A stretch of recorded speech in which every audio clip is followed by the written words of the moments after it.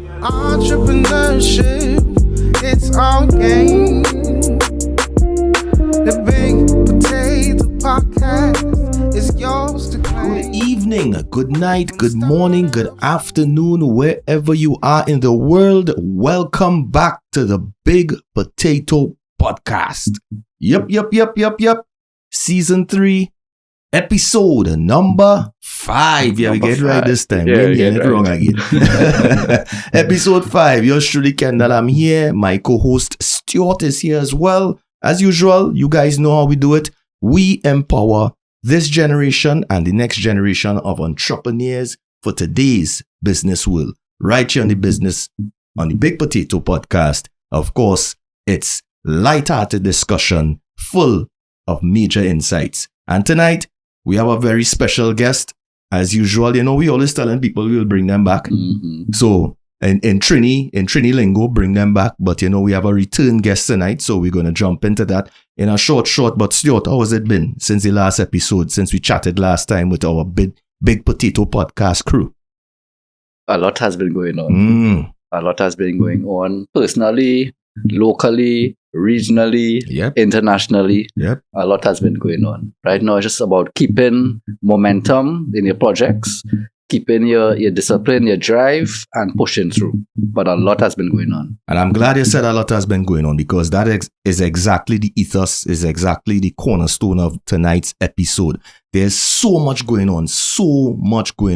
And every time I engage with an entrepreneur, they have something new they're working on. They have something they're trying to overcome, some sort of challenge or whatever. And there are major external macro things that are happening right now globally. And that's why tonight we have a very special edition. You guys know over the last couple seasons, we always throw in a couple special editions to help our entrepreneurs understand particular topics a little better. So tonight is no different.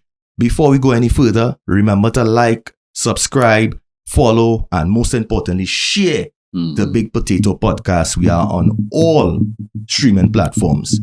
If you consider yourself a streaming platform, we are there. We are there. All right. So check it out where you get yours, the Big Potato Podcast. And of course, you can send us an email, get interactive. Let us know what you would want to discuss. If you have any comments, any feedback, we welcome it. Send an email to thebigpotatopodcast@gmail.com. So, without further ado, Stuart, tonight is pace, because we have so much to get into tonight. Let me introduce our special guest, returning guest, of course.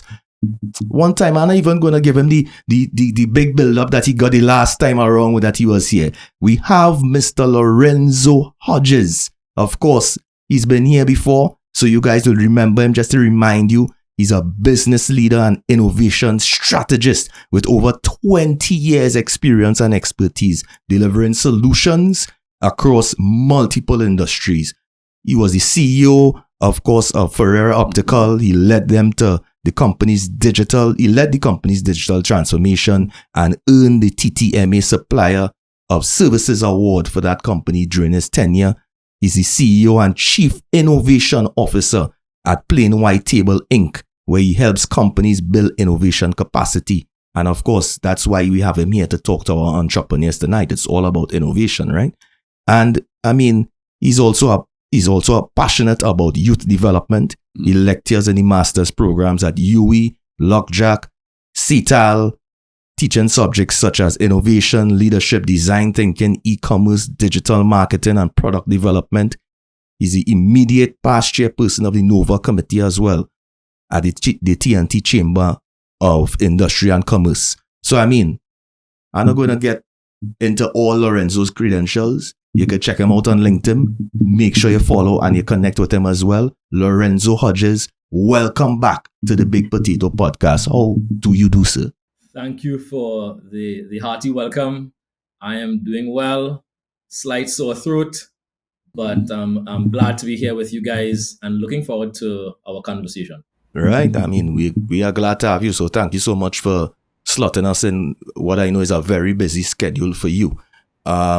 And I'm actually going to hand over to Stuart to set some context in terms of tonight's episode before we go further into the what caught our eye. So Stuart, tell us a little bit about this special edition tonight.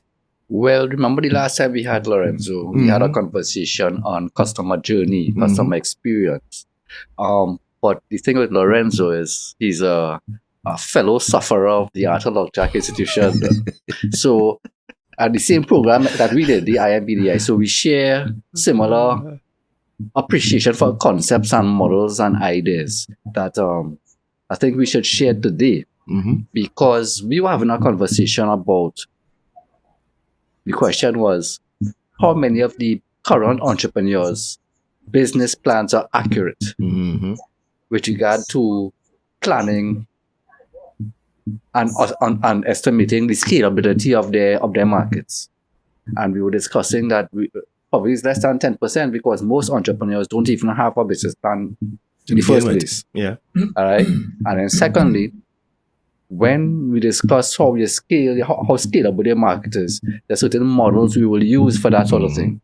And I will admit there were some errors where you could copy and paste the information from that analysis because it's been unchanging for years.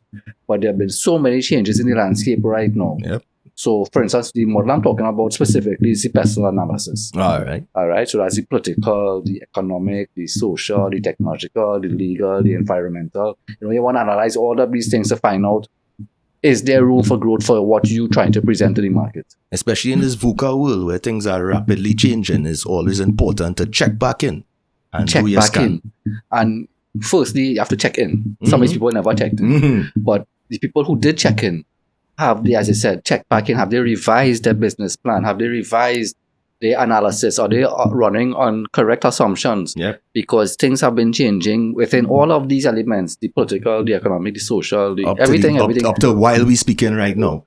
Every second thing's changing. So I thought right now would be a perfect time to bring back on Lorenzo. As I said, Lorenzo, he's a master at this. Yes, of course. A true professional in this conversation. So I thought that he would be the perfect person to bring on to try and shed some more light as to what entrepreneurs need to consider when evaluating the opportunity.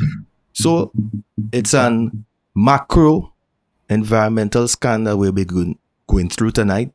Briefly, we'll delve deeply into some topics, others not so much.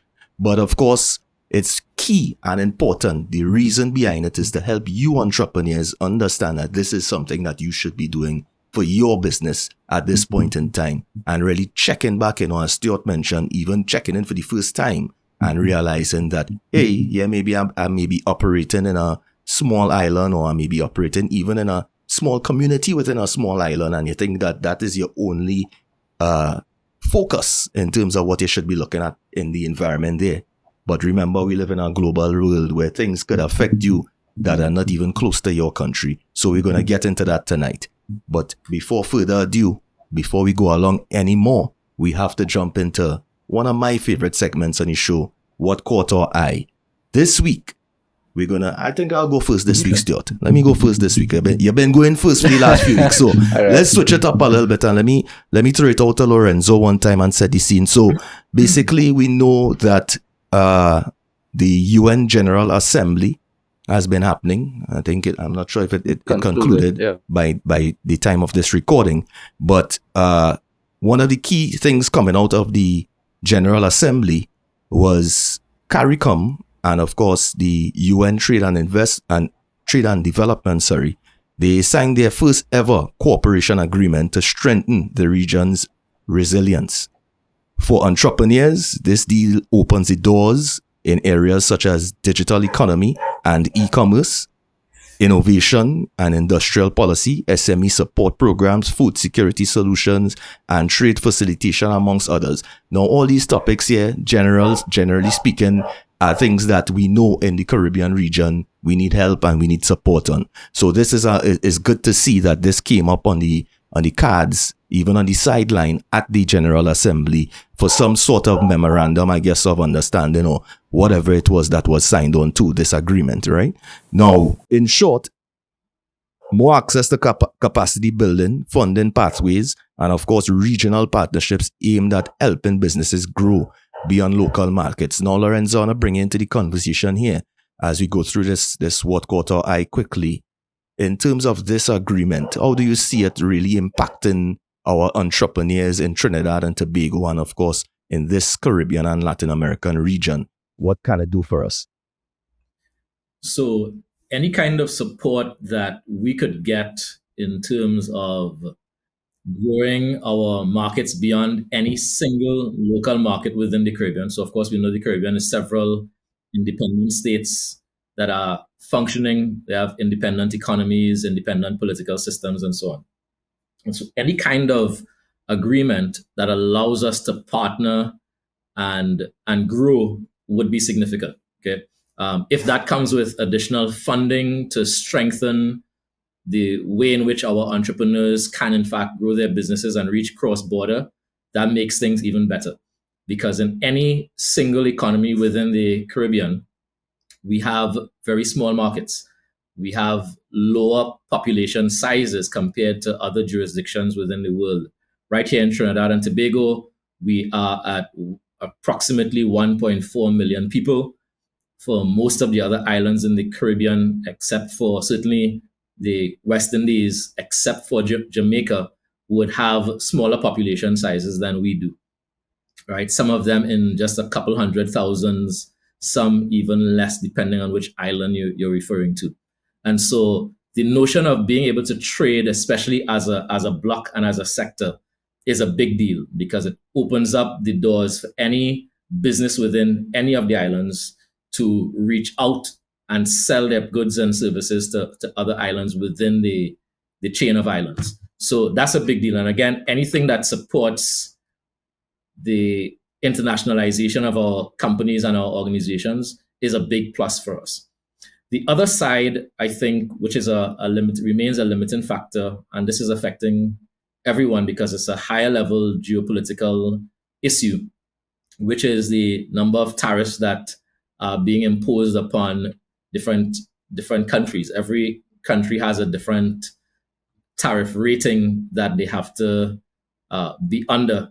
And all of those are affecting general prices and goods and services. So again, that collaboration between the islands and strengthening our relationships within the islands and between the islands, but also with external parties, the US, the Europe and other jurisdictions and so on, really puts us in an advantageous position. And to me, that's what I'm looking forward to in any of these agreements that are being formed as we see them lived out in the year or two ahead of us. And I'm happy that you ended there because we know that a lot of things are policies and sometimes they don't come off of the paper. They don't really have the action and the legs behind them to really, benefit those who, as Lorenzo said, really need it the most. And one of the things that I'm looking forward to is really, helping to strengthen our data mining and data and really, anything around data, which we know we struggle with in this region, would definitely be a benefit. And I think that would be one of the things that could help us a lot along the way as entrepreneurs and business people as well. Yeah, I definitely agree with what both of you all have said.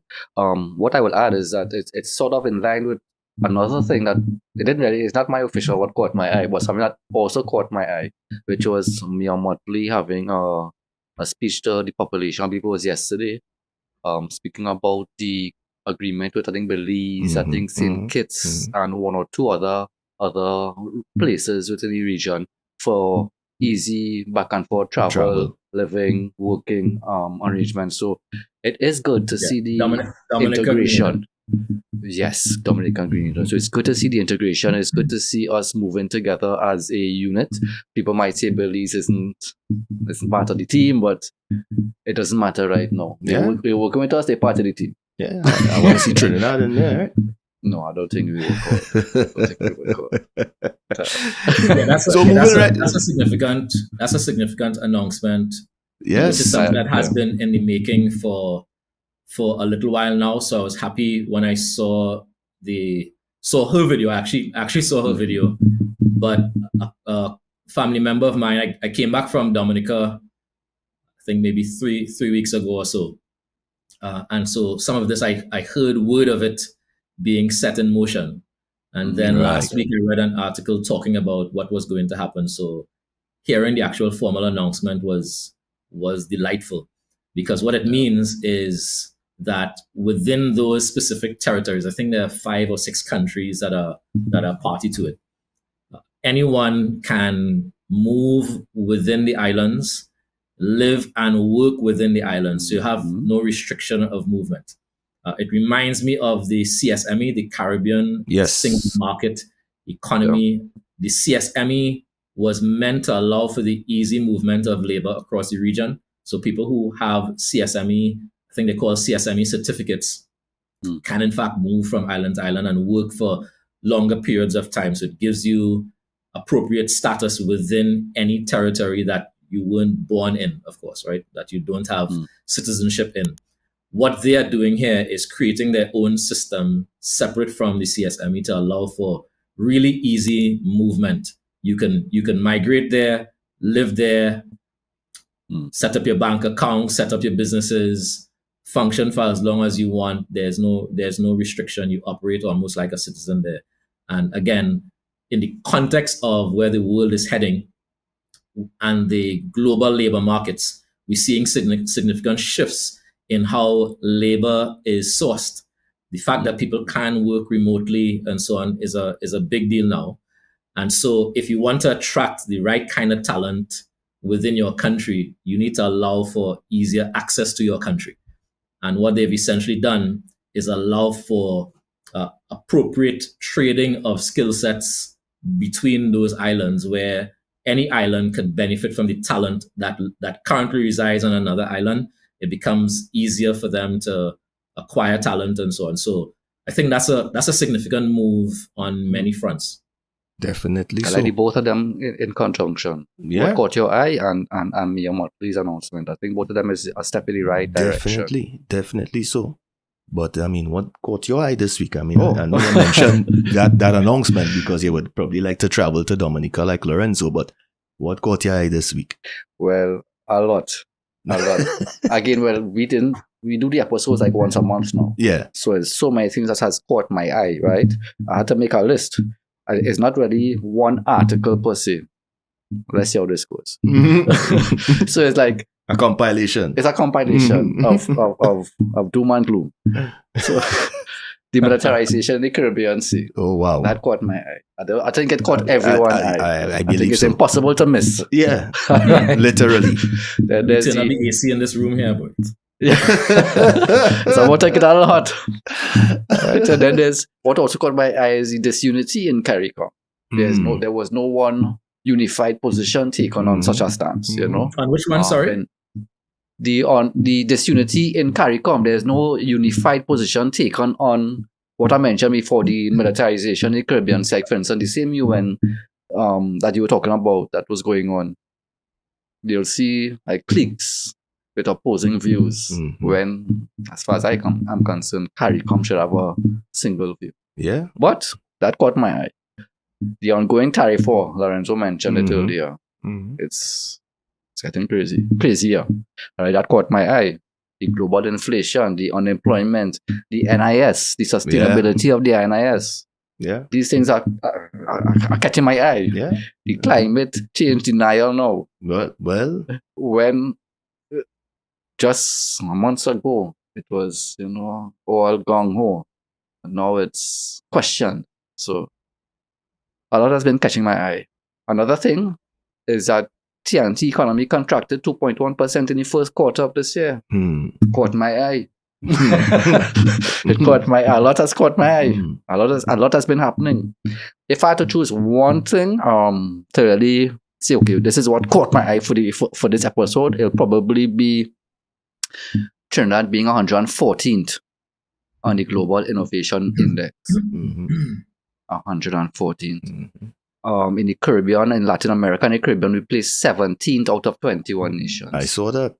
That caught my eye. Yeah, Lorenzo cleared his throat. So I will just pass that on to you all, but it's a lot been catching my eye. Any comments, Lorenzo?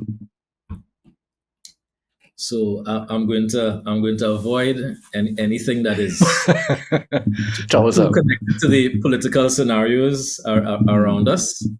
I do recognize, though, that we are in a volatile position right now in the Caribbean. I think Trinidad is in a particularly interesting and complex scenario, given the relationships with our neighbors, Venezuela, and our relationship with the United States, who has been a partner to us in many different regards, and the rest of the CARICOM, who have a particular view of what's happening. We also have Guyana inside of that mix. So that entire military scenario right now is complex, and it really is a day for wisdom and insight.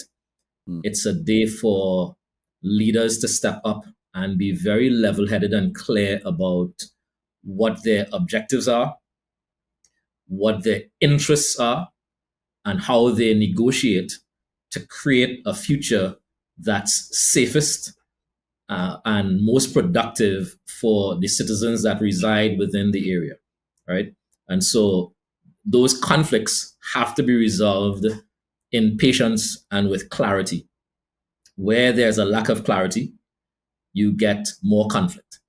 Where there are conflicting interests, you get conflict.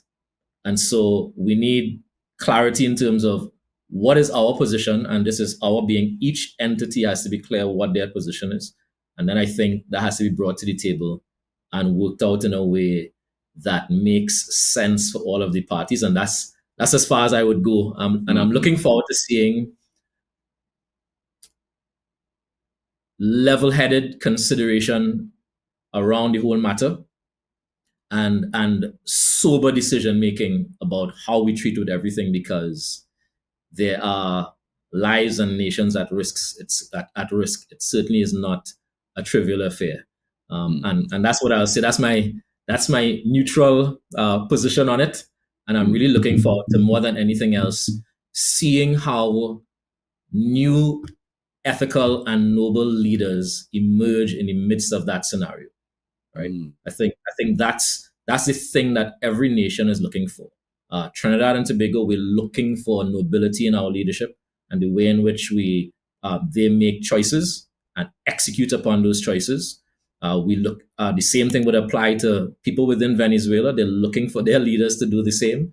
Guyana is looking for that across the board. There are people whose lives depend on leaders, and leaders are the ones who have the ability to flick a switch and change the course of history. And so this is just my take is this is a leadership issue. If we can get leaders to resolve the matter, things advance in the direction that they should go. So that's for that particular issue. The next one that you mentioned, you don't have to address each and every one, but there's another one you mentioned. What was the last one you mentioned, Stuart? Because that I think global innovation index. Global innovation index, which is on 14th. A topic near and dear to my heart, is the space within which I operate, that is dealing with innovation strategy. Trinidad and Tobago has been declining over the last 8 years in our position on the Global Innovation Index. This continues in the direction we were going, right? So there are many debates about the validity of these indices, but it could be argued that the indices have their place, okay? Because what they allow you to do is to see when your country is measured against certain factors, how are you performing? Or what is the perception in some regards to how you are performing? Some of the gaps come from a lack of data on some indices, and that by itself is an indictment against any country that's not performing well. If your data is not available, it's not the responsibility of those who craft and execute the index to ensure that your data is there. And so let's just address that. We have a data gap here within Trinidad and Tobago that really has to be closed. If we connect that to the movement of technology and artificial intelligence, a core requirement to leverage artificial intelligence in any meaningful way is that you need good data. You need clean, structured, accessible data, because all of the models would use your data to offer decisions or offer ideas, models, solutions, or act on your behalf, depending on how far you take the use of artificial intelligence. But let me not drift too far into that. So I'm saying we have a right. So which may be the main one of the issues and one of the criticisms of it. We can close that gap and have to close that gap in how we capture data about what's happening in our economy. The next side to it is that we have to recognize that innovation, and many have said it over time, innovation is not a nice to have. Innovation really is a requirement. And in the context of the world that we are facing ahead, Kendell, you mentioned earlier about the VUCA world or VUCA world, which we face, and we've been hearing that for a long time. But all of the data that I've read just shows that the uncertainty that is around and that's coming is accelerating and increasing. And so in that context, the ranking that you have, to me, speaks to how you are equipping your organization, your country, sorry, not organization, how you're equipping your country and the structures around your country and positioning itself to face that kind of world. And so if we were to interpret the rankings in that context, what we're seeing is that given the requirement for innovation, others have improved the way in which they are readying themselves for that world that is ahead of us. And we have gaps to close, and significant gaps to close. The other thing in relation to these rankings is my position as for these ranking and for any other ranking is this. It doesn't really matter where you are today. What matters is how you change to get to somewhere else tomorrow. Okay. The fact is, if you are 16 years old, you will have a certain relative amount of immaturity to someone who is 45 years old. And so it doesn't matter that you have 16 years of maturity / immaturity on the spectrum. What matters is that between 16 and 45, that you actually mature and that you don't just get older. And there's a difference between time passing and you getting older and having more tenure in the system and you maturing, which requires improved systems, structures, processes, mindsets, and culture. And so at the national level, we have to review our stance on how do we strategically position ourselves to become a more innovative nation. And there are some specific things that we could do if you want to hear more about it. But that's how I interpret the ranking. If we are more than, we're lower than 100, right? So that's not a good place to be. We have every reason to be in the top 50, in my opinion. But we have to be very strategic about how we move up the rankings. You don't move up the rankings by doing what you've always done. You move up the rankings by getting very, very clear on what your national innovation and diversification strategy is going to be. Then you move towards investing in the specific sectors that would shift the needle, right? Which is build up the capacity, build up the people and the skills that they have, build the supporting environment around it, and then invest. You earn based on what you invest. You earn nothing if you don't invest, right? So you're not going to see the change today, and we will not see the change today. And perhaps there are some changes that have been put in place, but when will we feel the impact? Invest in the right things, in time to come, we will see the shift, right? Because these indicators really indicate a past reality, right? Not the future. I'm happy you said that. I'm happy that you identified at least some of the gaps that we have here as a country that have us in this position. But more so, I too really would like to look forward as to what can we do.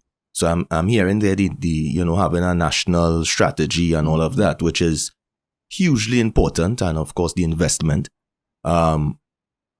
But we are Caribbean people and more so Trinidadians, Trinbagonians. We are highly, I think, naturally innovative, naturally creative, and I think there's a high spirit and a high energy for it in the bowels of our nation, at least from my perspective. How that could really be, I guess, directed and focused enough and invested in, as you mentioned, for us to really thrive and feel the impact and see the impact of that in years to come. I definitely look forward to that, because even this podcast is a social entrepreneurship, but is innovation in itself. And, this is, I think, is where the creative juices of an energy and spirit of our people that really continue to put out projects and products and services that are highly innovative really needs to be invested in more, needs to be focused on more, needs to be pushed forward more as well, rather than, as you rightfully mentioned, sticking to the same old and expecting a different result. So definitely I look forward to not just rising on that index, but really just seeing and feeling the impact even right here in our country, because I know that we can do it. I know it. This is who we are. Well, as Lorenzo said, maybe the issue is just the data isn't there. The data. But we might really be, in actuality, higher. Yeah. But the data just not showing it. Yeah. And then again, coming to innovation, we create the steel pan, right? Okay. So innovation there. Yeah. It can't be the first music ever recorded was in Trinidad. The first music on vinyl is Trinidad recording a calypso back in the day. But we were always at the edge of technology, always at the edge of innovation. So maybe just the data. Yeah. Sorry, Lorenzo. If I may add two things there. So yeah, the data is a factor. A couple of areas that we are notably weak in is the ease of doing business. That has been so for a long time. And beyond this particular index, that has been a concern raised by the various chambers within Trinidad and Tobago. The Trinidad and Tobago Chamber of Industry and Commerce, the American Chamber of Commerce, the Trinidad and Tobago Manufacturers Association, and others have raised concerns over the years. So this is not a new concern. They have raised concerns about the ease of doing business within Trinidad and Tobago. How long does it take to set up a business and transact? Those things affect how you attract foreign entities to come in and operate within your state. And of course, it also affects your local entrepreneurship, right? How people would go about legitimizing their businesses and serving the people of the country, and of course paying taxes to the state, which is how we would earn our money as an economy. So that ease of doing business is one big problem. The other one is, I think, a shared responsibility between the public and private sector. And that's our low investment in research and development. Right? We have one of the lowest percentages of investment in terms of R&D, right? We are sub 1%. And we need to get to somewhere around 5% of your economy. We are sub 1%, right? So we are 0.01%, I believe, is the number that we have now. That may be impacted by data, meaning we may be underreporting how much is being invested into research and development. I'm convinced that that's one of the areas that we are underreporting. I don't think in our firms, in terms of the awareness of what is innovation, that's what I've seen firsthand in interacting with companies.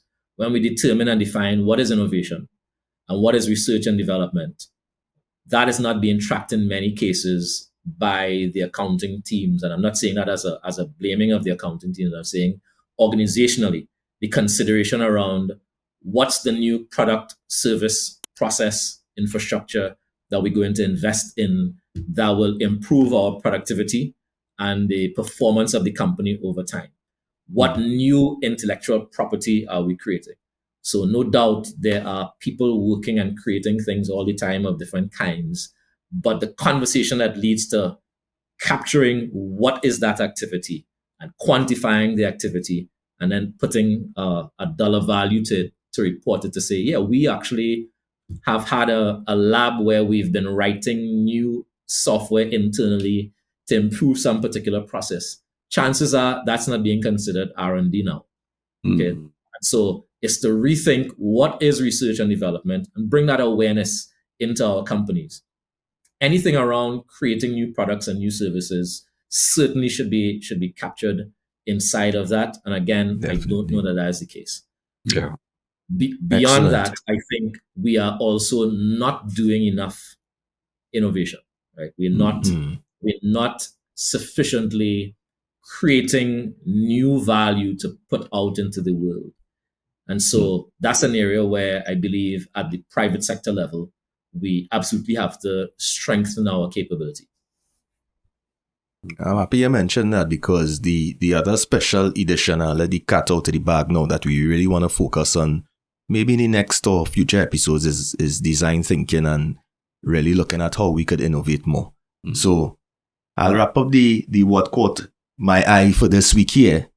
Thank you so much for your thoughts on that, Lorenzo, and Stuart, of course, for bringing forward the excellent points as well. That was what caught our eye this week, brought to you by EPS5. Check them out for all your business consulting needs. Whether you're seeking guidance or solutions for your business, we're here to help. Contact us via ibomac868@gmail.com. That's ibomac868@gmail.com. And let's discuss how we can collaborate for your success. And we're back on the Big Potato Podcast, you guys. Special edition tonight. We are looking at some macro issues that are happening around us right now in the environment globally in terms of your business. What is happening externally to your business? Oftentimes as entrepreneurs, we look at our business and we focus like, what animal is that puts their head in the sand? That's an ostrich, right? Yeah, the ostrich. And we're down in the sand and we're buried in there trying to solve our own business problems by just looking within our business. But Stuart, as you well know, we must also look externally to see what is happening. So that is the purpose of tonight's episode. So I would let you lead off inside of this second segment with Lorenzo Hodges. We have him online, of course, a genius in his field. So let's go. Yeah, so again, it's about, as you said, understanding what could impede or what could accelerate your growth of your offering, the growth of your market. You know, so things that affect, not just things that you have control over. As I said, people like to look at what we have control over, and these are the things you're going to do. But the things that are happening to you, happening to your external macro factors that are affecting everything. So one of my questions is, going back to the tariffs, right? How are those sort of geopolitical tensions, like those tariffs and sanctions and these issues, how do they impact our markets? How do they reshape the opportunities for Trinidadian entrepreneurs? Yeah, so that's a big question. And so once we talking about the tariffs, I guess let's look at the fundamentals of it.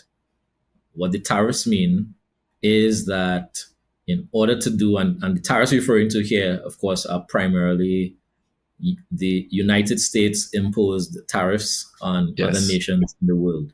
Yes, the recently announced tariffs. Correct, right? And so when we look at that, we're seeing that those tariffs represent across the board an increase in taxing other nations for doing business and delivering products and services into the United States.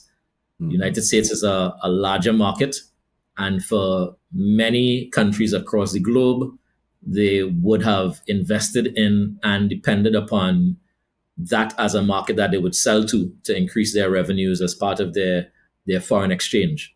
And so if you are to continue selling your products and services into the United States, it means it's going to cost you more to do so. It's almost a penalty and so on. And there are reasons why the United States government has decided to take that particular stance.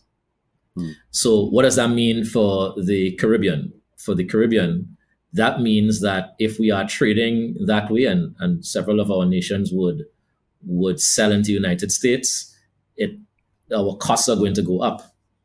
or our profitability is going to go down. Okay, which means you either get more efficient in the way in which you would sell to the United States, or you build new relationships and find other primary, secondary, or tertiary markets that you would sell into. Okay, so if you have to sell into the United States, it means you have to get really, really efficient. Now, some of these tariffs are 15% plus and so on. So it's not a light thing for any one company to bear if you have to reduce a lot of your costs by that amount to be able to compete over time. To me, part of what has to happen is the building of relationships in other territories. You have to strengthen your business development capacity, strengthen the kinds of relationships that you have. For most of as far as I'm aware, for most of the businesses within the Caribbean, with the exception of a lot of the very large companies, your conglomerates and so on, most businesses sell into one primary market, which is within your own market. And so for many of those businesses, they will not be affected in the same way because they would not have necessarily been trading with the United States in the first place. Yeah. Where they will be impacted is when people they buy from sell that way, sell into the United States, in which case they have to recoup their cost. And so those costs then get passed on to local businesses, and that's where the real negative knock-on effect will be seen, because you're going to see some natural inflation happening as a result of that. Everyone raises their price in order to sell and make back based on what they're being taxed for in the context of tariffs and so on. So that's tricky. So efficiency, there's no evading the improvements in terms of how efficient our businesses become. But I think our capacity to sell into other territories, so within the Caribbean, there's huge opportunity to sell right within the Caribbean. And it depends on the scale of your business, depends on how many territories you're already inside of. Over the last 5 years, many small businesses have started building connections into Guyana, for example, because Guyana's growth rate is one of the top in the world over. And so many are trying to get into Guyana and sell their products and services in Guyana. But for most, we're still selling within our own country, our local economies. And so it will be find ways in which to sell into, if you're in Trinidad, sell to Barbados, Jamaica, St. Vincent, Dominica, etc. If you're in Barbados, sell to Jamaica, Trinidad, etc., etc., etc., etc. And so building that capability where you can effectively export and earn foreign exchange and grow beyond whatever your local market is essential. And of course, finding markets that are beyond the United States. There are some services where, depending on the nature of it, like if you're looking at how much we sold in energy and so on to the United States, or energy related products, for Trinidad and Tobago, that'll be a big hit. But at the level of the SMEs, if that's not your primary market, then this is an incentive to find other markets that you could get into. And I believe there's a lot of opportunity there for growing. We have not yet mastered that cross-border trade as SMEs. There's a lot of room for doing that. And as things free up more across the Caribbean, like where we started in the earlier segment, the relationship between Barbados, Dominica, St. Vincent, and that group of islands, we have a real opportunity to grow right within the Caribbean, despite what's happening on the tariff side. So efficiency on one side, but also take advantage of your capacity to sell right within the Caribbean to grow your market beyond your immediate local market. Well, let me follow up on that. I've been listening to you specifically harping on, finding different markets. So seeing that we are in a multipolar world now, not that we're going into a multipolar world, we're in a multipolar world now. Yes. Do you see our entrepreneurs having opportunity within the global south, within the BRICS nations, within that whole SCO, do you think it's worth the while to go down that route as a new market? So definitely, I would say, even before if we look at the BRICS, the B in BRICS is Brazil. Okay. Right next door. Right. And in my view, the massive opportunity that is and has been in our hands for a long time is to reach into the Latin American market. Yeah. Right? Globally, the Caribbean is often considered to be part of LAC, Latin America and the Caribbean. Latam. To different indices and so on. Correct. Latam as well is another acronym for it, right? That opportunity has been there for us to sell into Colombia, Venezuela, Chile, Guatemala, Peru, Panama, Costa Rica, Panama, etc., right? Yeah. That opportunity is there. Our limitation is the language barrier. In many of these countries, English is a second language. Not in all of them is it a second language. So you do have some people who can. So a decade ago, I was in Guatemala.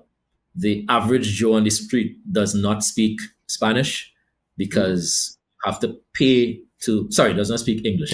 Oh, okay, I got confused. does not speak English. I remember having a conversation with a young lady in a cafe, and she said to me, "If I learn Spanish, my wealth is going." Sorry, English. Why do I keep saying Spanish? I have to speak like her. All right. If she learns English, her wealth opportunities increase fivefold immediately. Yeah. Right. She gets to change jobs because it opens the doors. But I said, so what's stopping you? She said, because I have to find money to learn English somewhere. It's not something that is taught across the board. So despite that, that being the case there, we could build the capacity here. So certainly right here in Trinidad, Spanish is taught up to as mandatory secondary school system up to Form 3. 3, I believe. Then, right, then you choose it as a subject if that's an area of interest. Beyond that point, I'm not sure how it works in the other islands, but that's a massive opportunity. In Trinidad, Spanish is our second language. Right? Officially, it is our second language on the books. Yes. But there's a gap to close there. And I think if we use it in our education system and prioritize it in a certain way, we begin to shift the possibilities for our nation just by adding that one component. Next would be, how do we build those bilateral relationships? And we do have relationships at a national level with other countries within the Spanish-speaking nations, the Hispanic territories. That's a massive opportunity. In Colombia, you're dealing with 50 million or something like that population. I think it's more than that. You're dealing with large populations. And so if you can target just one territory and start laying tracks and building relationships, understanding what their needs are, and the TTMA has been building inroads into some of these territories. The not export TT, it's now called Global TNT. Global TNT has been helping to build export capacity and so on. I would like to see more emphasis and equipping of our entrepreneurs to get into those territories. But we do have entities on the ground here that could help us to understand those markets, understand where the needs are in terms of products and services. And then, of course, we can get help to package, present, market our products into those territories. We have examples here on the ground. You have the Ansa Macal Group and the Massey Group both operate within Spanish-speaking territories. They have car businesses, the automobile businesses inside of those territories. So we do have existing examples of businesses that have gone ahead, and it's to learn from them and start building. If you are a consultant now selling selling your consulting services, you yourself as an individual sole consultant could build up your Spanish.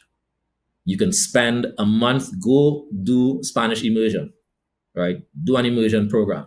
Colombia right now is very affordable in terms of being able to get there and spend some time there in terms of buying food, hotels, transport around the place. You could go to places like Medellin and so on and spend a period, immerse yourself, get to know the culture, learn the language, get more conversant in the language, and then start making contacts within some of the chambers that exist in those other territories. So if you join AmCham in Trinidad and Tobago, AmCham in Trinidad and Tobago could connect you with AmCham in any other territory.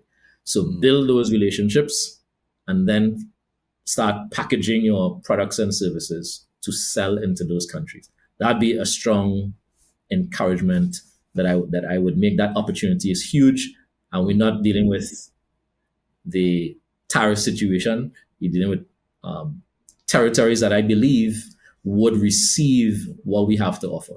Okay. I appreciate the fact that you use my favorite word there, which is opportunity, because in summing up all of what we're talking about tonight, it's really what's going to benefit or impact positively for the entrepreneur, especially locally. And I think you summed it up quite well in terms of direction that entrepreneurs, depending on whatever your offering is, your product or your service, whatever value proposition you have, that you can now pivot. If you were looking ahead to North America, perhaps now is a good time to look at some other areas in the Caribbean. But as you rightfully said, in the Latin American region, in the Spanish-speaking countries as well, I think there is definitely huge opportunity. And I strangely enough, I've seen over the last maybe 1 or 2 years, a few more micro businesses or smaller businesses, I should say, heading in that direction and really trying to immerse themselves and get their products and services out into the Central America and South American region. So entrepreneurs, you heard that. And also what I thought key there is also the benefit of the chambers and these different groups, business groups. Get yourself involved, get yourself networked amongst these groups and definitely use the resources that they have available to them to network you into other regions. So I think that is a positive direction that we should be looking at. I even noted something here for the linguists and the English teachers who may be looking to branch off into entrepreneurship. There's definitely opportunity to teach English in the Spanish-speaking countries, and perhaps at an affordable rate. As Lorenzo said, it may be unaffordable for those who live in these Spanish-speaking territories right now. But maybe you can look at the environment. That's what we're doing here tonight, and see how you could position yourself in order to benefit. So lots of opportunity. We're not going to give you every single tidbit of opportunity. I mean, you have to do some thinking as well, but our purpose here is definitely to guide. Excuse me. So as we're on that topic, and I'm happy that we started off talking about, a political, geopolitical issue that has some economic focus as well, because in terms of the currency, the US currency issue that we've been having, it seems going on decades now in not only in Trinidad and Tobago, but also across the Caribbean, it would seem. Although some other Caribbean territories don't feel the pinch as much because they definitely invest in their tourism sector, and they get that foreign dollar in. For our local entrepreneurs in Trinidad and Tobago, especially for those who need the access to the actual US funds to pay their bills, to get their stock, their raw material, or their items to resell, or whatever it may be, where are we at this present point in time? And I mean, in the first instance, in what we just spoke about, we could pivot and probably look at other territories that we could get our products and services into. But where the actual dollar is concerned, what are our options here? Could we switch to the BRICS dollar? Is it, or could we switch to pounds? What do we have to do? Right. So you're asking in terms of the acquiring products from other territories, meaning inputs, right? So inputs and supplies that we would then sell here. So that's a tricky one. The short answer is we need to earn as businesses, earn foreign exchange. Okay, there is no short-term solution, and I'm speaking from Trinidad and Tobago to start with. Let me be clear here, because I know it's aspects of this is a Caribbean conversation, but there are certain ways in which Trinidad and Tobago is being uniquely affected in this particular point at this particular point in time. Mm-hmm. If I were to reference my recent trip to Dominica, in Dominica they have zero foreign exchange issues whatsoever. Zero. Quite apart from the same way. Yeah. Correct, right? Quite apart from the fact that their dollar is the EC dollar, Eastern Caribbean dollar, which is stronger than the Trinidad and Tobago dollar. They have easy access to US dollars. So I was surprised on the ground there. I've been to other places where if I buy something with US dollars cash, they give me change in their currency, which in the past would have been either Bajan dollars or EC dollars change, even though I pay with US cash. In Dominica on the ground, you pay with US cash, you get your change in US cash. And I particularly noted that and I spoke to, part of why I was there, I met with building relationships with clients on the ground, or prospective clients. Let me be clear. Prospective clients on the ground there. One of them is a financial services institution. And so in talking to them, they say, this is not a challenge that they have, they can't identify. In Jamaica, in the same way, you can go to the ATM and withdraw US cash very, very easily without any issue at all if you are on the ground. So you could be a Trinidadian in Jamaica, or you could be a Jamaican in Jamaica. Your ease of access to US dollars is just, there is no challenge. Okay. Yeah. We have a unique challenge because of the current situation. We have not been earning as much US as we had maybe a decade ago. I need to look back at the exact dates, but we aren't earning as much as we did before as a country. And so as a result, we feel the impact here.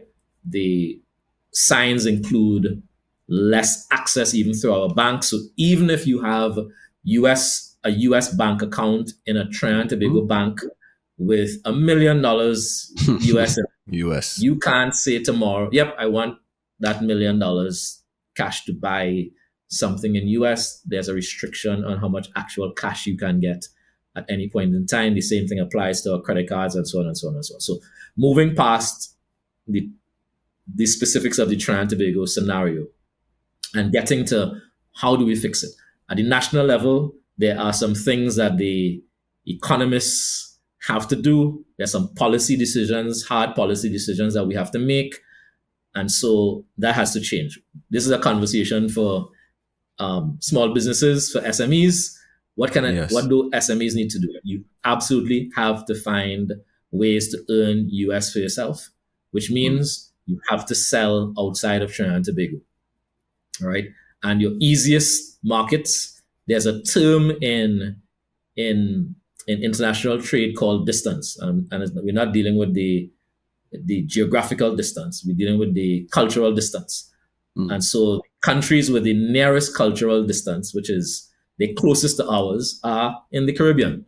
And so if you're hedging your bets and wondering, should I reach out to that contact in Barbados tomorrow? You absolutely should. You absolutely should. You have to begin to earn your own US dollars. And then what some entrepreneurs are also doing is registering businesses outside of Trinidad and Tobago. Some of them are registering businesses in the US. They're registering LLCs, limited liability companies within the United States. Is something that you can research. You can get a lawyer that's based there that will set up your business, set up your bank accounts, and of course whatever business address and so on that will give you direct access so that when you get paid US dollars that goes straight into a US account. There's no dilution of the value of your money, and you can have that US company invoice your clients in Trinidad or anywhere within the Caribbean. So that's another option that you can have to preserve your US dollars. If you earn US dollars right now and you put it into a US dollar bank account within Trinidad and Tobago right now, there are restrictions on how you could use that money. So if you want to remove those restrictions, you do have the option to set up, again, going back to my trip to Dominica, it's very easy for a Trinidadian to set up a bank account in Dominica where you can have US funds. It's affordable to fly to Dominica. We don't have any visa issues to get in there and so on. And there's a particular bank that's there and ready and waiting for you to come and do business. So earn foreign exchange and then find a way to manage your where your cash is, where you store your cash and where you transact. So that notion of having a separate business that you register is another opportunity. Both of them working together would allow you to increase your revenue and increase the amount of US that you earn. That US that you earn then can be used to acquire your products. Added to which, if your products that you're buying are from the United States, if you have an LLC from the United States, that company does the purchasing for you within the United States. So it's a US company trading with a US company that is your supplier. And then, of course, they then send the raw materials or whatever you're buying to your Trinidad-based company, which will sell it and so on. And you manage your currencies and your funds accordingly. I think it's important because these challenges also affect, as we know, the supply chain generally, among so many issues that are already affecting the supply chain globally. From the different wars that may be happening and challenges across the board, so many to state. So definitely, I think some positive information there from Lorenzo in terms of the direction that you can take. Again, it's all about pivoting, all about being innovative in terms of our approach as business persons and especially entrepreneurs in terms of what we could do. Entrepreneurs tend to have a little more flexibility, less red tape in terms of making decisions. So now may be the perfect time to look at some of these options. I specifically like the one about Dominica, and I think I'll be visiting Dominica soon. So hello, Dominica. Good evening to you guys. Before we wrap up this segment, don't know if you wanted to have another question in before we go to the break. Just to add to what Lorenzo said, I agree. We need to. This is the second or third time we came back to this. The importance of operating within your neighborhood. Yes, definitely. St. Lucia has no problem. All the hotels there, US flooded. Flooded everyone. I mean, as Lorenzo said, for someone to be able to give you back change in US. That means everybody are US. Yeah. Right? Yeah. Everybody are US. Yeah. So we just need to operate within our hemisphere. The distance, as Lorenzo said, who's closest to us culturally and could solve our pains. So let's work together. Integrate. Let's integrate, my friends, our Caribbean partners, Trinidad and Tobago. You're hearing it. I'm sure not for the first time, but just a genuine reminder to you guys. Let's integrate. Let's get our products and services out there. Let's get our value out there to our Caribbean and Latin American brothers and sisters who need it too. All right. Check out these markets because you can benefit very well from them. Stick around. We'll be right back. And in the next segment, we're going to talk some more about what is happening around us that could impact your business and what you should do about it. This is the Big Potato Podcast. From Ibadan to Helyard, from slavery to independence, learn how Helyard, the Trinidad All-Stars, created the Trini identity and how that was leveraged for our independence. Get your copy on Amazon now. What a wonderful episode tonight on the Big Potato Podcast. I hope you guys have been enjoying it so far, and most importantly, that you've been taking the insights and really soaking them in, absorbing them, analyzing, and then putting it on paper. Old school, we like paper still. Writing, taking notes, or however you choose to do it. Take action. Lorenzo Hodges is online with us tonight, and we're having such a wonderful discussion. Stuart is here, and of course, yours truly, Kendell. I'm here as well.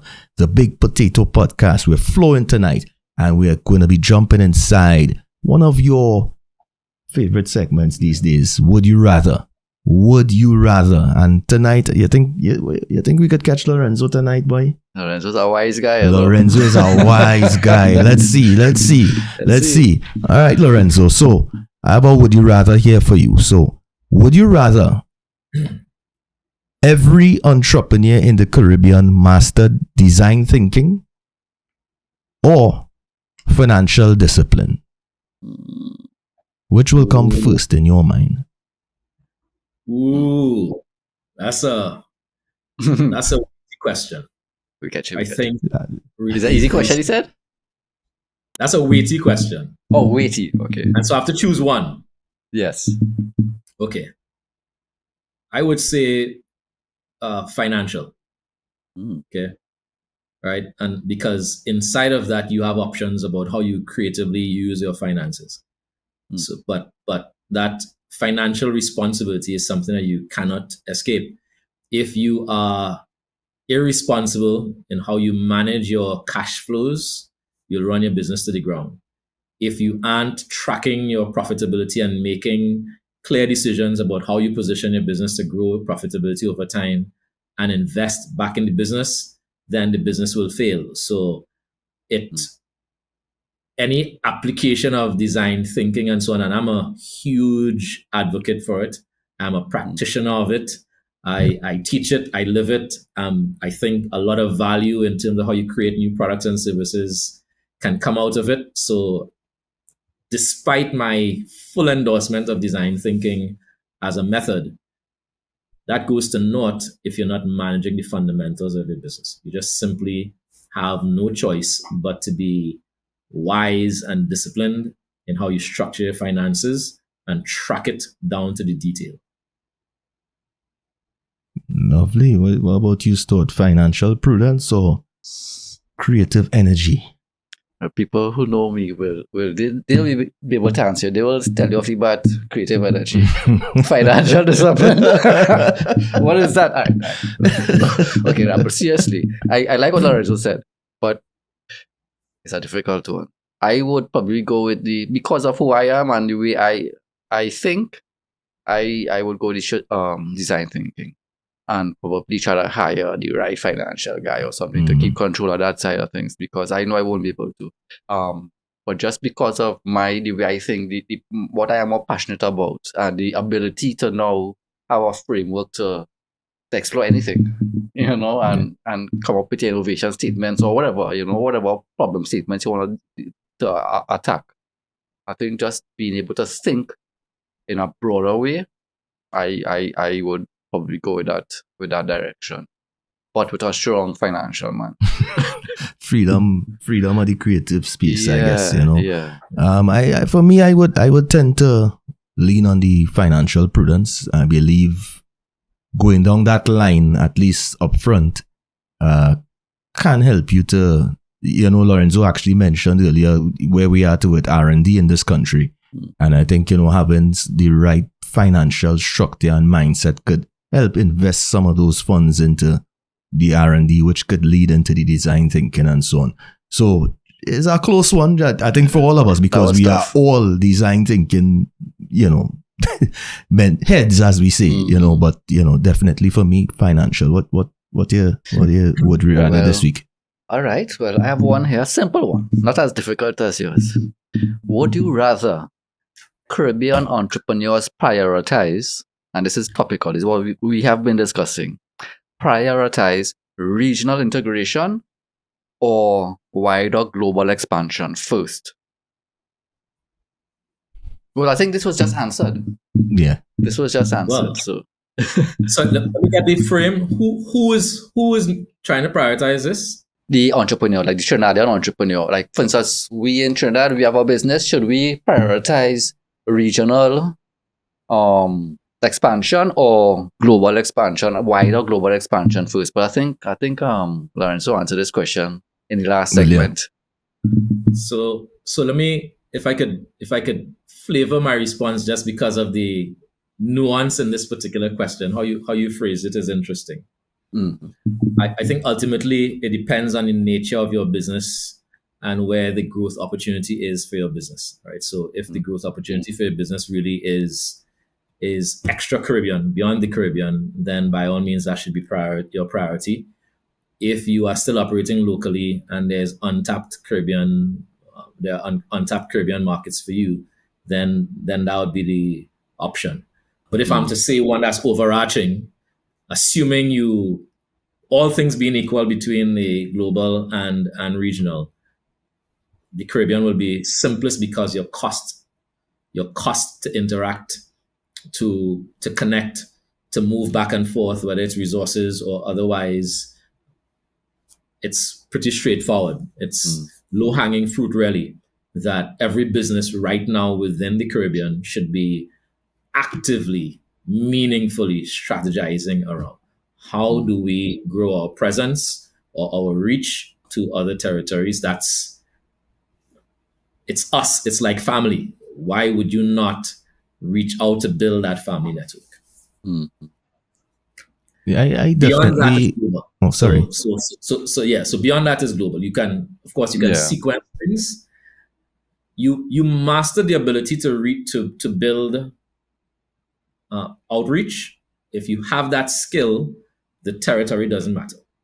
Okay. Mm-hmm. So the question is, what's the lowest cost opportunity to build that capacity to reach another territory? Mm-hmm. Right? And where are there the lowest barriers of entry for you? Right? And so when you consider those factors, it's straightforward. It is cheaper to build that skill between Trinidad and one of the other islands than it is to build that skill between Trinidad and Europe, for example. So if you're managing your cost and your experimentation to see and learn what works, which is what innovative enterprises do, learning is core, then do it small and then do it big. Okay. Agreed. And I am stuck on the point of the Caribbean as well. And really expanding through this region, and Caribbean and Latin America, as we would have discussed before, and mainly is for that capacity building. I believe, learning to walk before you run type thing. Now, there would be some businesses that are already framed and ready staged to take the global stage internationally. And again, just to add a little nuance, as Lorenzo said, a little flavor. Depending on your product or service, depending on your offering, it may be your niche or your target audience may be in the UAE. They may be in Ghana, So it's definitely within that. But of course, you have to have the capacity, the understanding of how to do that sort of trade. And I think at home in the Caribbean would be the best place to start. Yeah, I think I'll take it, 3 for 3. It will all depend on what your offering is and where your market is. Because yes, you might want to do the Caribbean, but sometimes the Caribbean market might be mature enough. It mightn't be scalable, where it mightn't be worth the investment. The return on investment mightn't be there. So you might want to, as they say, dance a yard before you dance a rod. But it's a lot of factors. And it really will depend on the specific scenario that you're rolling out with. It brings me back to one of our previous guests with the teas. And the fact that, she... Tamika Phillip. And her teas really took off, I think, in the US and so on as well. Out of Grenada. And she started in Grenada. So, it really depends on your offering and where's your audience. But if you have something that you can offer to the Caribbean, I believe starting here, building that capacity could give you a good training ground. And earn you some US dollars, as we spoke about earlier. All right, so Lorenzo, thanks very much for participating in our Would You Rather. We just have a few more questions before we wrap up here tonight on the Big Potato Podcast, and we can't deny it right now that digital transformation, digitalization, that everything digital right now is a buzzword. Well, one of the big buzzwords that is happening around us. We can't deny it. We can't look past it. We can't be blind to it. It's all around us right now. And ironically enough, in the last episode, we were talking about would you let a robot give you a haircut? Mm-hmm. And in preparing for this episode, what would I see? A video of a robot doing hairdressing, giving haircuts, styling hair and all this thing. And I was like, hey, I need to send this to Stuart because I'm not sure how you would receive it, but in terms of our space right now, Lorenzo, in the Caribbean, where do you see opportunities for entrepreneurs to really build their digital capacity? We spoke about the limited and lack of data collection and proper data mining and so on earlier. But for entrepreneurs, what do we need to do more of, really and truly, to benefit more from all of these global trends? There are so many, I think, especially where it comes to digital and leveraging digital technology to our advantage. There are some basic things that we unfortunately have not done yet. And so those are really also low-hanging fruit in terms of what we could do. And then there are some new things that we can do. So let's look at the relatively easy to do things that we're really behind it. If you don't yet have a website, and many of our businesses do not yet have websites, you need to get a website. Okay. So we could talk a lot about AI and social media and all of these things. You need your core platform, which is your website. Build it, right? Build it and attract people to come. It's like your home. Welcome people to your home to do business with you. We don't have control over these social media networks. And so whilst those are good for giving us good reach, we don't control the algorithms, right? The algorithms are controlled by those companies. So today you could have great visibility, and tomorrow with a subtle shift in the algorithm, your business could become very invisible. Your website becomes the place that you can drive and promote and send people to. You control it. You control how it shows up, including how it can show up in AI searches, which is where searches are moving towards, and no longer just in our traditional search context. So build your website, build your e-commerce capability into your website. So that's another gap. We have some who already have websites that have not provisioned for payments on their websites. If you want to sell, connecting to our earlier conversation, if you want to sell to other territories within the Caribbean, then add that payment gateway onto your website so your clients abroad could do business with you easily. Those are two very, very easy things that you can provision, like within a month. You could go on squarespace.com. You can go on to, why am I forgetting the name now? Starts with W. There are a couple. If you all want in show notes, I could send you something. There's Wix. I know there's Wix as well. Wix, that's the W. That's the one I'm looking for. Wix.com, squarespace.com. Those two, you don't need to know code. You could build the website yourself. They're attractive templates. It'll get you up and running quickly. There are also AI-based ones that could do it. You put in a prompt, it will build a website for you as well. So those are the near-term things that I would say we are lagging behind. And so there's ample opportunity for many of the businesses that are tuned in here to take advantage of. Let's look at some of the future-facing ones.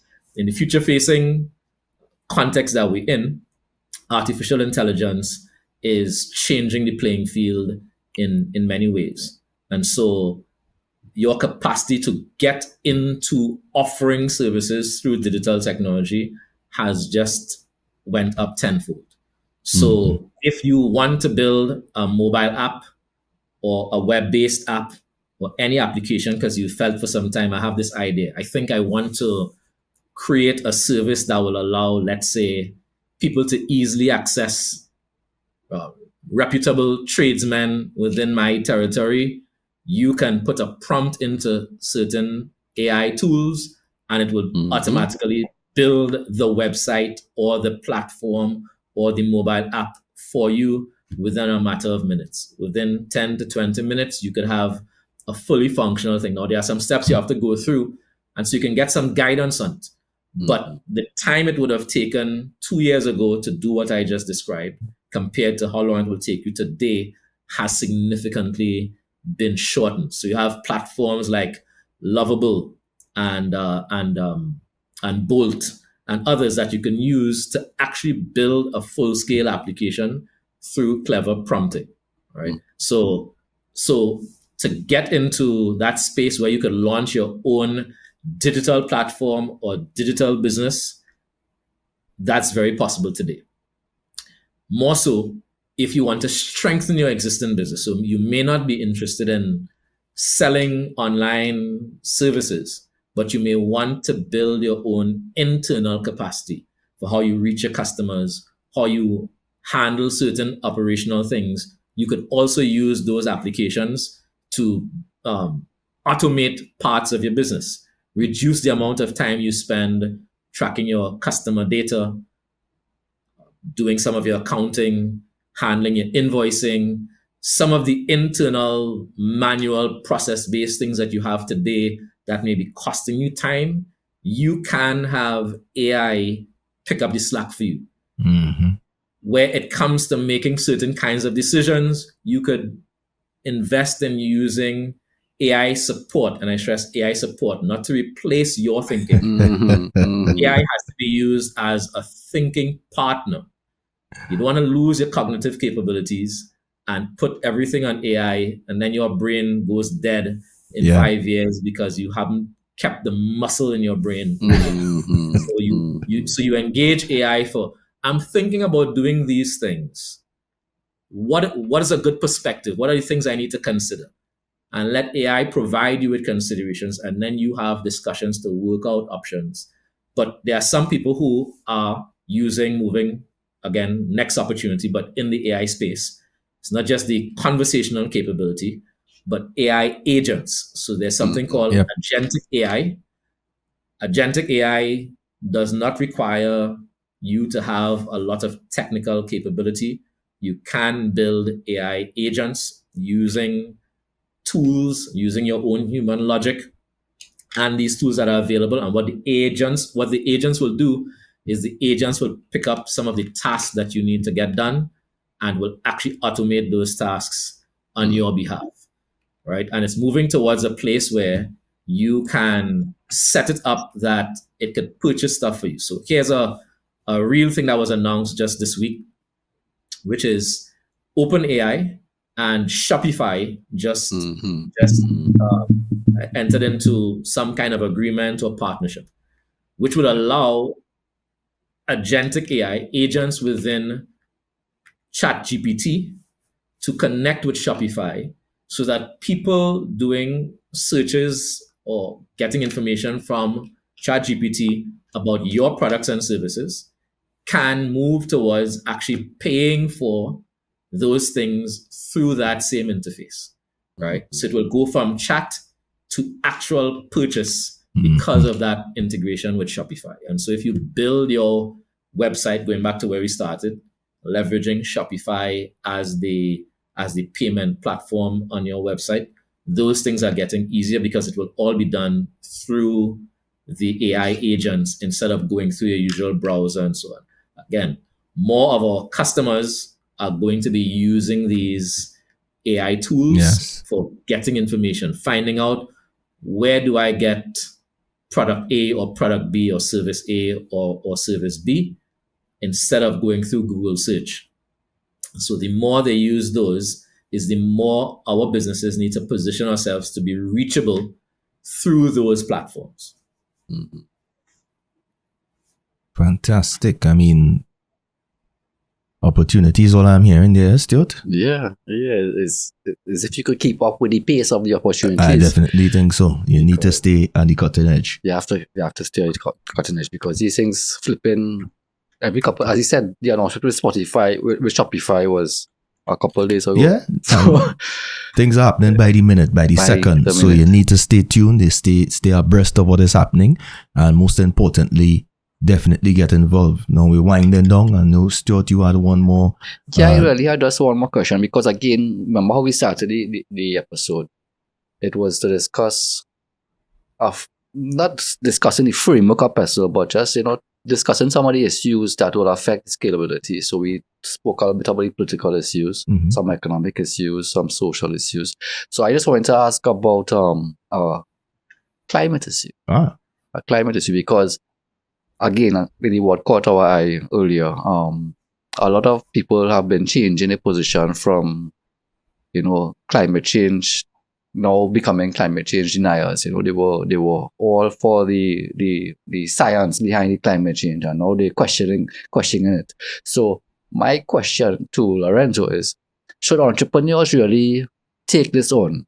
Is it something they should really invest in? Yes, you don't want to do harm to the environment, but is there something you should put additional money in terms of protecting? I don't want to sound bad. I'm just asking a question. Or is it, like, for instance, is it just another expense? Or does it really give you a competitive advantage? Seeing that I am, climate friendly, and so you're not trying to do harm. You're not trying to bleach the drains behind your business and so with chemicals and so. I'm not going to mention the name of the company that does that. But is it something that entrepreneurs should even bother their minds with, this whole climate issue? I think they should. Absolutely. If we are to believe the science that's being published around climate change is real and it's happening. We in the Caribbean in particular, we have a set of small island developing states. And so we would be among the most vulnerable. If our sea levels do in fact rise, we could have islands that are significantly impacted with their coastlines shrinking and the landmass that is currently available for productive activity being shrunk. Okay. And so any massive negative climate incidents that occur affect the Caribbean, right? We already have bad storms and hurricanes that every year would affect one island or another. And so we are very, very vulnerable, right? Very, very vulnerable. We are in the middle of the ocean. All of our islands are in the middle of the ocean. Literally. So that's a very real thing. We're heavily dependent on tourism in most cases. And so if climate conditions change for the worse for us, that wipes out significant portions of our economy. Our agriculture could be destroyed by some of it. Again, so there are a set of negative things where it comes to food security and other things that climate change will impose upon us over time. And so if we're being responsible, even on the chance that we could be wrong about climate change, right? The responsible thing to do is to protect the environment as best as you can. The thing I would recommend then is for us to start not just doing a set of activities, but change the way we think. Mindset matters, and mindset starts the movement in the right direction. So what's the mindset? The mindset has to be one that I would say is circular. There's something called the circular economy, which everyone is free to read up on. You can go to the circulardesignguide.com. It's a useful tool. And so the skill set that we need to develop is the ability to engage in circular design. Circular design is different from the notion of recycling and so on. It starts with what's that product that we're going to create.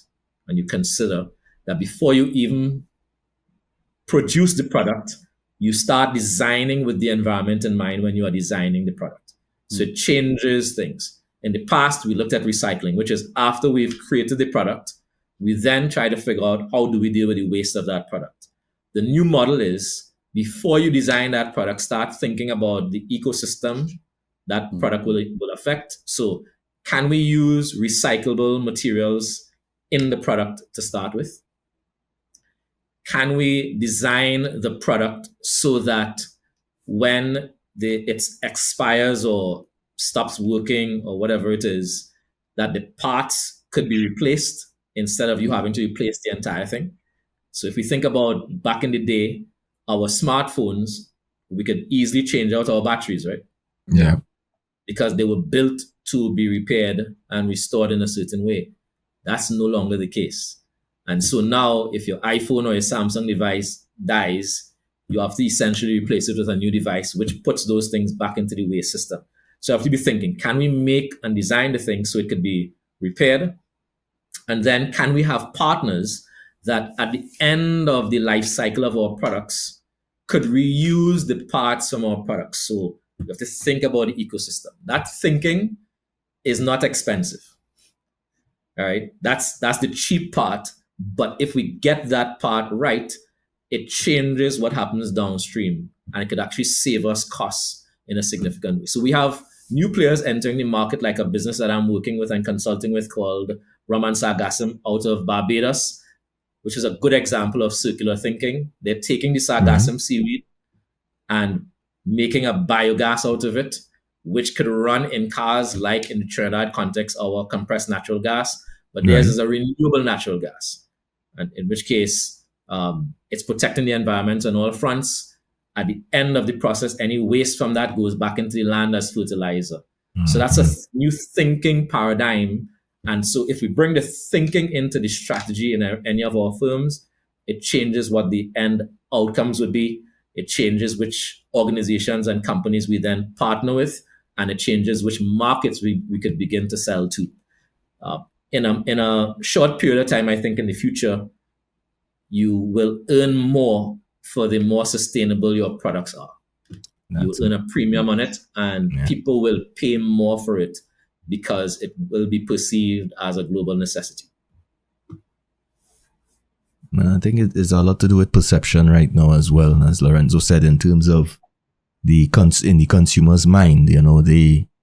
This is what they perceive it to be. Is your business being responsible? Is it is it doing, ticking these boxes? And I definitely believe that entrepreneurs should focus on it and take heed, as Lorenzo said, even if the theory may be wrong, someday may be proven wrong.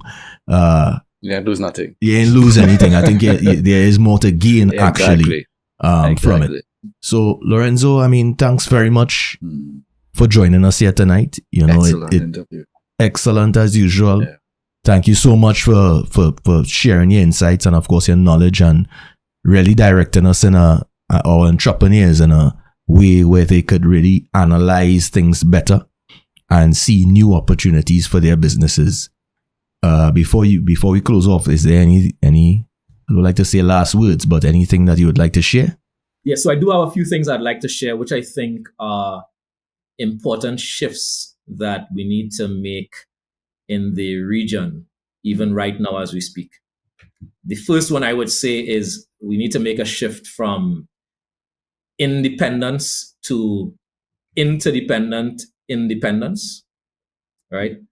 Independence, we are all a bunch of independent states operating, but we can maintain that and be interdependent, which is be very deliberate about how we collaborate within the region, right? From country to country, but also across companies. And you can build better partnerships. So that interdependence, I think, will make a difference in the Caribbean growth story over the next 5 years. The second thing is, I think we need to shift our perspective of ourselves from being vulnerable to being victors, right? We are vulnerable to climate change and a number of different things, but the notion of being victors comes with it the perspective that we can win. And so good innovators are the ones who see opportunity in the limitations that we face. And so we have to trigger that mindset of being victors going forward into the future. I think we also have to move from just being creative people, which is often very focused with our artistry and carnival and our festivals and celebration and so on, from creativity to creators, right? Creators are the ones who make and build the future. So we have to become more productive in that regard, where we can create our own products and services and remove the dependence that we have on foreign territories for supplying us with things. We have to become net exporters of products and new products that can be delivered into the world. The next thing I think is we have to move from being data poor and data averse to being data rich and data oriented, right? That notion that I mentioned before about us not having data on certain things is common across the Caribbean. And so if we see data really as the new oil, as it was described in the Economist magazine years ago, it changes things. Your data gives you clarity about the truth or the facts about what's happening in your business. If you use that, you deepen your understanding about what's possible. And I think the last thing would be to shift our mindset from one of just constraints to what I call conversion, right? Which is, let's shift from, we are so limited, to let's convert our limitations into the next big thing. And so we all know this saying that necessity is the mother of invention, right? In many territories, that's how new innovations get birthed. It's not because you have a lot of money and that you're well resourced. Some of the best innovations come about through limitations.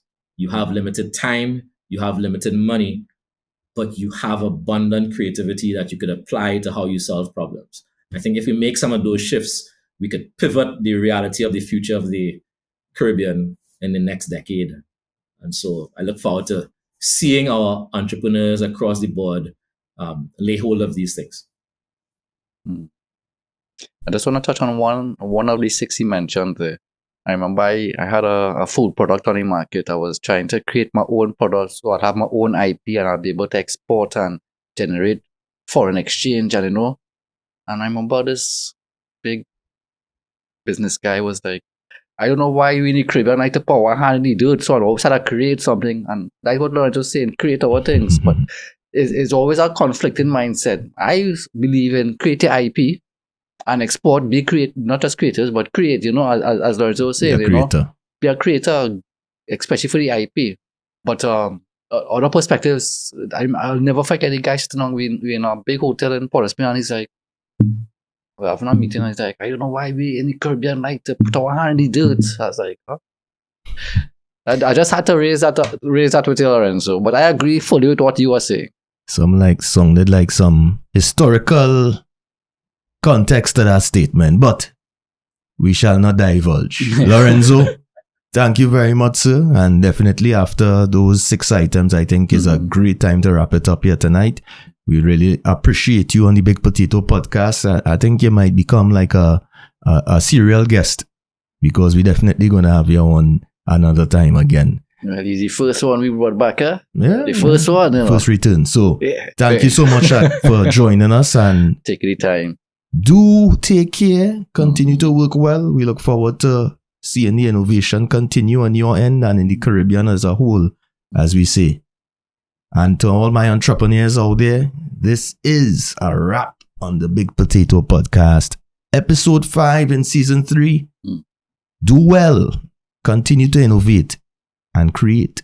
And integrate. Take care. Entrepreneurship, it's all game. The Big Potato Podcast is yours to claim.